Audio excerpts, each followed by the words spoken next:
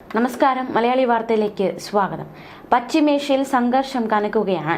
അതിനിടെ ഇറാനും ഇസ്രായേലും തമ്മിൽ ഒരു കരാർ ഉണ്ടാക്കണം എന്ന ആവശ്യവുമായി US പ്രസിഡന്റ് ഡൊണാൾഡ് ട്രംപ് രംഗത്ത് വന്നിരിക്കുകയാണ്. തന്റെ ഇടപെടൽ പല സംഘർഷഭരിത രാജ്യങ്ങൾക്കിടയിലും സമാധാനത്തിന് കാരണമായെങ്കിലും തനിക്കൊരിക്കലും അംഗീകാരം കിട്ടിയിട്ടില്ല എന്ന് കൂടി ട്രംപ് പറഞ്ഞിരിക്കുകയാണ്. ട്രൂത്ത് സോഷ്യലിൽ പങ്കുവച്ച ഒരു പോസ്റ്റിലായിരുന്നു ട്രംപിന്റെ പരിഭവം. കഴിഞ്ഞ മാസം ഇന്ത്യയും പാകിസ്ഥാനും തമ്മിലുള്ള വെടിനിർത്തൽ ധാരണയ്ക്ക് വ്യാപാരം ഉപയോഗിച്ചുവെന്ന തന്റെ വാദവും ഡൊണാൾഡ് ട്രംപ് ആവർത്തിച്ചു. എന്നാൽ ട്രംപിന്റെ ഈ വാദങ്ങളെ ഇന്ത്യ നേരത്തെ തള്ളി. ഇന്ത്യയും പാകിസ്ഥാനും തമ്മിലുള്ള വെടിനിർത്തൽ ധാരണ ഇരു രാജ്യങ്ങളെയും സൈനിക ഓപ്പറേഷൻസ് ഡയറക്ടർ ജനറൽമാർ തമ്മിലുള്ള നേരിട്ടുള്ള ചർച്ചകളിലൂടെയാണ് ഉണ്ടായതെന്നും വ്യാപാരം ഇതിൽ ഒരു പ്രധാന പങ്ക് വഹിച്ചിട്ടില്ലെന്നും ഇന്ത്യ വ്യക്തമാക്കി. സെർബിയയും കൊസോവോയും ഈജിപ്തും എത്യോപ്യയും തമ്മിലുണ്ടായിരുന്ന പ്രശ്നങ്ങളിൽ സമാധാനം സ്ഥാപിച്ചതിനെയും ട്രംപ് ഉദാഹരിച്ചു. താൻ ഒരുപാട് കാര്യങ്ങൾ ചെയ്യുന്നുണ്ടെങ്കിലും അതിനൊന്നും ഒരിക്കലും തനിക്ക് അംഗീകാരം കിട്ടുന്നില്ല എന്നായിരുന്നു ട്രംപിന്റെ പരാതി. ഇറാനും ഇസ്രായേലും ഒരു കരാർ ഉണ്ടാക്കുമെന്നും ട്രംപ് തറപ്പിച്ച് പറയുകയാണ്. താൻ ഇന്ത്യയും പാകിസ്ഥാനെയും കൊണ്ട് ചെയ്യിച്ചതുപോലെ ആ സാഹചര്യത്തിൽ US-ഉമായുള്ള വ്യാപാരം ഉപയോഗിച്ച് യുക്തിയും ഐക്യവും വിവേകവും കൊണ്ടുവന്നുകൊണ്ട് പെട്ടെന്നൊരു തീരുമാനമെടുക്കാനും നിർത്താനും കഴിവുള്ള രണ്ട് മികച്ച നേതാക്കളുമായി ഞാൻ അത് സാധ്യമാക്കിയെന്നാണ് ഡൊണാൾഡ് ട്രംപ് പറഞ്ഞത്. കൂടാതെ തന്റെ ആദ്യ ടേമിൽ സെർബിയയും കൊസോവോയും പതിറ്റാണ്ടുകളായി ചൂടേറിയ പോരാട്ടത്തിലായിരുന്നുവെന്നും ഈ ദീർഘകാല സംഘർഷം ഒരു യുദ്ധമായി പൊട്ടിപ്പുറപ്പെടാൻ തയ്യാറെടുക്കുകയായിരുന്നു. തന്റെ ഇടപെടൽ കൊണ്ട് തടയാനായി എന്നും ട്രംപ് പറയുകയാണ്. ഈജിപ്തും എത്യോപ്യയും തമ്മിൽ ഒരു വലിയ അണക്കെട്ടിനെ ചൊല്ലിയുള്ള തർക്കമാണ് മറ്റൊരു കേസ്. അത് മഹത്തായ നൈൽ നദിക്ക് ഭീഷണിയായിരുന്നു. തന്റെ ഇടപെടൽ കാരണം ഇപ്പോൾ അവിടെ സമാധാനമുണ്ട്, അങ്ങനെ തന്നെ തുടരുമെന്നും ട്രംപ് കൂട്ടിച്ചേർത്തു. മാത്രമല്ല, ഇസ്രായേലും ഇറാനും തമ്മിൽ ഉടൻ സമാധാനമുണ്ടാകുമെന്നാണ് ട്രംപ് പറയുന്നത്. നിരവധി കോളുകളും മീറ്റിങ്ങുകളും നടക്കുന്നുണ്ട്, ഒരുപാട് കാര്യങ്ങൾ ചെയ്യുന്നുണ്ട്. ഒന്നിനും തനിക്ക് അംഗീകാരം കിട്ടാറില്ല, പക്ഷെ സാരമില്ല, ജനങ്ങൾക്ക് കാര്യങ്ങൾ മനസ്സിലാകും. മിഡിൽ ഈസ്റ്റിനെ വീണ്ടും മഹത്തരമാക്കൂ എന്നാണ് ട്രംപ് ആഹ്വാനം ചെയ്തിരിക്കുന്നത്. അതേസമയം ഇറാൻ പരമോന്നത നേതാവ് ആയത്തുള്ള ഖമനിയെ വധിക്കാനുള്ള ഇസ്രായേൽ പദ്ധതി കഴിഞ്ഞ ദിവസങ്ങളിൽ US പ്രസിഡന്റ് ഡൊണാൾഡ് ട്രംപ് ഇടപെട്ട് തടഞ്ഞെന്ന് റിപ്പോർട്ടുകൾ പുറത്തു വന്നിരുന്നു. ഇറാൻകാർ അമേരിക്കക്കാരെ ആരെയും കൊന്നില്ലല്ലോ, അവരത് ചെയ്യും വരെ രാഷ്ട്രീയ നേതൃത്വത്തെ ഉന്നം വയ്ക്കുന്ന വിഷയം നാം സംസാരിക്കാൻ പോകുന്നില്ല എന്ന് ട്രംപ് നിലപാടെടുത്തെന്നാണ് രണ്ട് US ഉദ്യോഗസ്ഥരെ ഉദ്ധരിച്ചുള്ള റിപ്പോർട്ടിൽ വ്യക്തമാക്കിയിരിക്കുന്നത്. ഖമനിയെ വധിക്കാൻ അവസരമുണ്ടെന്നാണ് ഇസ്രായേൽ അവകാശപ്പെട്ടത്. ഇക്കാര്യം US-ന് മുന്നിൽ ഒന്നിലേറെ തവണ അവതരിപ്പിച്ചെങ്കിലും ട്രംപ് തള്ളിക്കളഞ്ഞു. US-ലെ ഫോക്സ് TVയുമായുള്ള അഭിമുഖത്തിൽ ഈ റിപ്പോർട്ടിനെ കുറിച്ച് പ്രതികരിക്കാൻ ഇസ്രായേൽ പ്രധാനമന്ത്രി ബെഞ്ചമിൻ നെതന്യാഹു വിസമ്മതിച്ചു. ഇറാനെ ആക്രമിക്കും മുമ്പ് ട്രംപിനെ അറിയിച്ചിരുന്നുവെന്നാണ് അദ്ദേഹം പറയുന്നത്. സംഘർഷം അവസാനിപ്പിക്കാനുള്ള നയതന്ത്ര ശ്രമങ്ങൾ തുടരവേ മൂന്നാം ദിവസവും ഇസ്രായേലും ഇറാനും മിസൈൽ ആക്രമണം തുടരുകയാണ്. ഇറാനിലെ ആണവ ഊർജ്ജ കേന്ദ്രങ്ങൾ ഇസ്രായേൽ ലക്ഷ്യമിട്ടപ്പോൾ ജനവാസ മേഖലകളിലായിരുന്നു ഇറാന്റെ പ്രത്യാക്രമണം.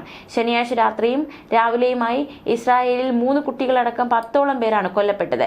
തെക്കൻ ടെൽ അവീവിലെ ബാത്യാം പട്ടണത്തിൽ 8 നില പാർപ്പിട സമുച്ചയം തകർന്നു. 35ഓളം പേരെ അവശിഷ്ടങ്ങൾക്കിടയിൽ കാണാതായി. വടക്കൻ നഗരമായ തമാറയിലും കെട്ടിടങ്ങൾ തകർന്നു. രണ്ടിടത്തുമായി 10 മരണം. ഇതോടെ സംഘർഷം തുടങ്ങിയ ശേഷം മരണം 13. ഇറാനിൽ 406 പേർ കൊല്ലപ്പെട്ടു. ഇസ്രായേൽ ആക്രമണത്തിൽ ടെഹ്റാനിലെ ഷഹ്റൻ എണ്ണ സംഭരണശാലയിൽ വൻ തീപിടുത്തമുണ്ടായി. ആണവ നിലയമായ ഇസ്ഫഹാനിലും ഖത്തറുമായി ഇറാൻ പങ്കിടുന്ന സൗത്ത് പാർസ് പ്രകൃതിവാതക പാടത്തും സ്ഫോടനമുണ്ടായി. ലോകത്തിലെ ഏറ്റവും വലിയ പ്രകൃതിവാതക സ്രോതസ്സുകളിൽ ഒന്നാണിത്. ഇവിടെ ഉൽപാദനം ഭാഗികമായി നിർത്തിവെച്ചു. രാത്രി ആക്രമണങ്ങൾക്ക് പുറമെ ഇന്നലെ ഉച്ച കഴിഞ്ഞും ടെഹ്റാനിൽ മിസൈൽ വർഷമുണ്ടായി. കിഴക്കൻ ഇറാനിലെ മഷാദ് വിമാനത്താവളത്തിൽ ഇസ്രായേൽ നടത്തിയ ആക്രമണത്തിൽ ആകാശത്ത് വെച്ച് ഇന്ധനം നിറയ്ക്കാൻ സൗകര്യമുള്ള വിമാനം തകർന്നു. കഴിഞ്ഞ 4 ദിവസത്തിനിടെ ഇസ്രായേൽ നടത്തുന്ന ഏറ്റവും ദീർഘദൂര ആക്രമണമായിരുന്നു ഇത്. ശനിയാഴ്ച രാത്രി 11-ന് ശേഷം ഇസ്രായേലിന്റെ വ്യോമ പ്രതിരോധ കവചം ഭേദിച്ചാണ് ഇറാൻ മിസൈലുകൾ നാശമുണ്ടാക്കിയത്. ഹൈഫ എണ്ണ സംഭരണശാലയുടെ പൈപ്പ് ലൈനുകൾ തകർന്നു. അദാനി ഗ്രൂപ്പിനാണ് തുറമുഖ നടത്തിപ്പ് ചുമതല. ഇസ്രായേൽ ആക്രമണം നിർത്തിയാൽ ഇറാനും നിർത്തുമെന്ന് വിദേശകാര്യമന്ത്രി അബ്ബാസ് അറക്ചി പ്രതികരിച്ചു. ആക്രമണത്തിൽ മയം വരുത്തില്ലെന്നും ഇറാനിൽ ലക്ഷ്യസ്ഥാനങ്ങൾ ഇനിയുമുണ്ടെന്നും ഇസ്രായേൽ പ്രധാനമന്ത്രി ബെഞ്ചമിൻ നെതന്യാഹു പറഞ്ഞു. US താവളങ്ങൾ ലക്ഷ്യമിടരുതെന്ന് ഇറാന് മുന്നറിയിപ്പ് ആവർത്തിച്ച US president Donald Trump Iran ആണവ കരാറിന് വഴങ്ങിയാൽ സംഘർഷം എളുപ്പം തീർക്കാനാവുമെന്നും സൂചിപ്പിച്ചു.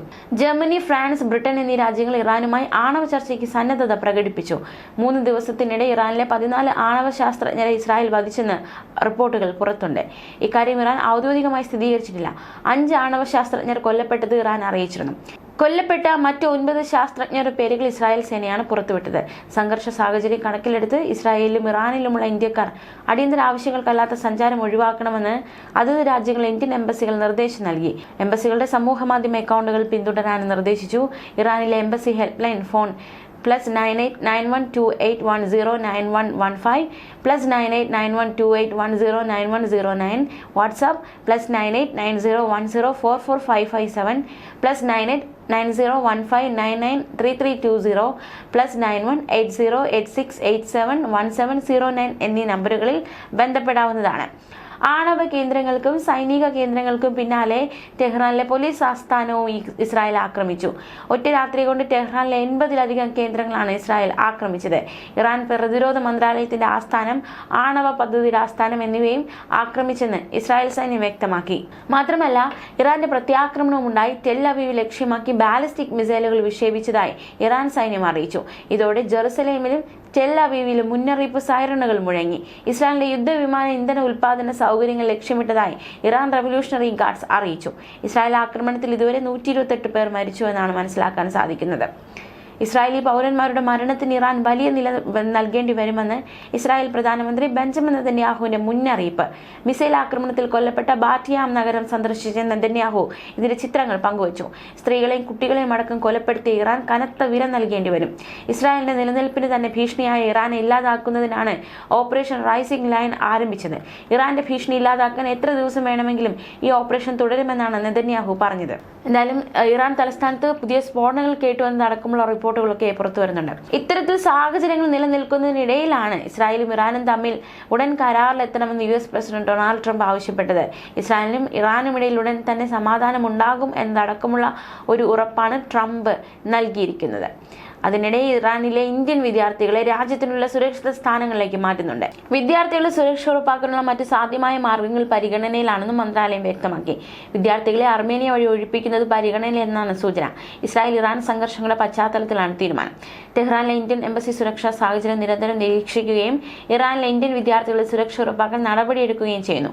എംബസിയുടെ സഹായത്തോടെ വിദ്യാർത്ഥികളെ ഇറാനിലെ സുരക്ഷിതമായ സ്ഥലങ്ങളിലേക്ക് മാറ്റുന്നുണ്ട്.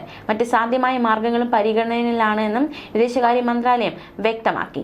1500-ലധികം ഇന്ത്യൻ വിദ്യാർത്ഥികൾ ഇറാനിൽ കുടുങ്ങിക്കിടക്കുകയാണ്. അവരിൽ ഭൂരിഭാഗവും ജമ്മുകശ്മീരിൽ നിന്നുള്ളവരാണ്. ഇറാനിൽ കുടുങ്ങിക്കിടക്കുന്ന വിദ്യാർത്ഥികളുടെ സുരക്ഷ ഉറപ്പാക്കുന്നതിനെക്കുറിച്ച് ജമ്മുകശ്മീർ മുഖ്യമന്ത്രി ഒമർ അബ്ദുള്ള വിദേശകാര്യമന്ത്രി S ജയശങ്കറുമായി സംസാരിച്ചിരുന്നു. ഇന്ത്യൻ വിദ്യാർത്ഥികളുടെ സുരക്ഷിതമായ തിരിച്ചുവരവിന് ഇടപെടാനും സൗകര്യമൊരുക്കാനും വിദ്യാർത്ഥികളുടെ മാതാപിതാക്കൾ പ്രധാനമന്ത്രി നരേന്ദ്രമോദിയോടും വിദേശകാര്യമന്ത്രി S ജയശങ്കറിനോടും അഭ്യർത്ഥിച്ചിരുന്നു. ഇറാനിലെ ടെഹ്റാൻ, ഷിറാസ്, കോം നഗരങ്ങളിൽ കുടുങ്ങിക്കിടക്കുന്ന വിദ്യാർത്ഥികളിൽ ഭൂരിഭാഗവും MBBS പോലുള്ള പ്രൊഫഷണൽ കോഴ്സുകൾ പഠിക്കുന്നവരാണ്. അതിനിടെ ഇസ്രായേൽ ഇന്ത്യക്കാർക്ക് ഇന്ത്യൻ എംബസി വീണ്ടും മുന്നറിയിപ്പ് നൽകി. എന്തായാലും വളരെ സുരക്ഷിതരായിട്ടായിരിക്കുക. ഈ ഇസ്രായേൽ ദേശീയ അടിയന്തരാവസ്ഥ പ്രഖ്യാപിക്കുകയും വ്യോമാതിർത്തി അടയ്ക്കുകയും ചെയ്ത സാഹചര്യത്തിൽ ഇന്ത്യക്കാർ ജാഗ്രത പാലിക്കണം. ന്യൂസ് ഡെസ്ക് മലയാളി വാർത്ത.